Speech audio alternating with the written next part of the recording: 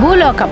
వరం పొందిన నరకాసురుడు అహంకారంతో భూలోకంలోని ప్రజలను, మునులను హింసిస్తున్నాడు.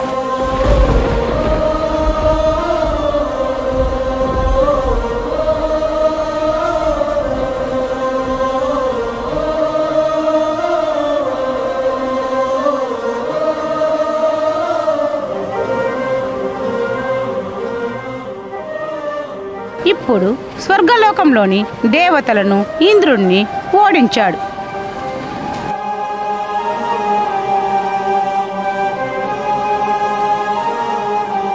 నేను ఇప్పుడు భూలోకానికి, స్వర్గలోకానికి రాజును.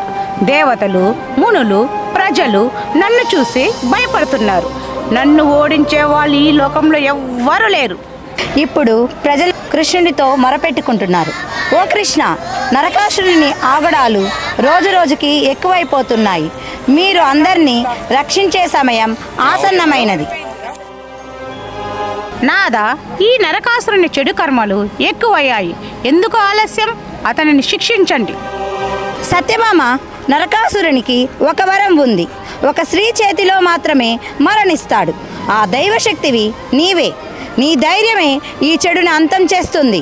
ఈ యుద్ధంలో నేను కూడా పాల్గొంటాను. మీ ఆశీర్వాదంతో ఈ నరకాసురుని సంహరిస్తాను. ఇప్పుడు కృష్ణుడు నరకాసురునితో యుద్ధం చేసి కళ్ళు తిరిగి కింద పడిపోతాడు.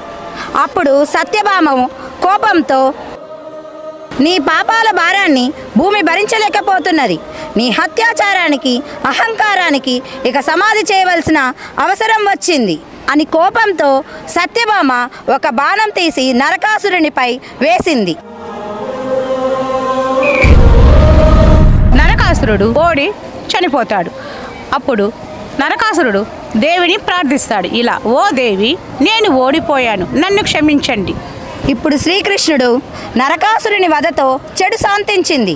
ఈ రోజు నుండి ప్రతి సంవత్సరం దీనిని దీపావళిగా జరుపుకుంటారు. దీపాలు వెలిగించి చీకటిని ప్రారదోలుతారు. ఈ కథ ద్వారా మనం తెలుసుకున్న నీతి ఏమిటంటే, ఎంతటి శక్తి ఉన్నా ధర్మానికి విరుద్ధంగా ప్రవర్తిస్తే శిక్ష తప్పదు.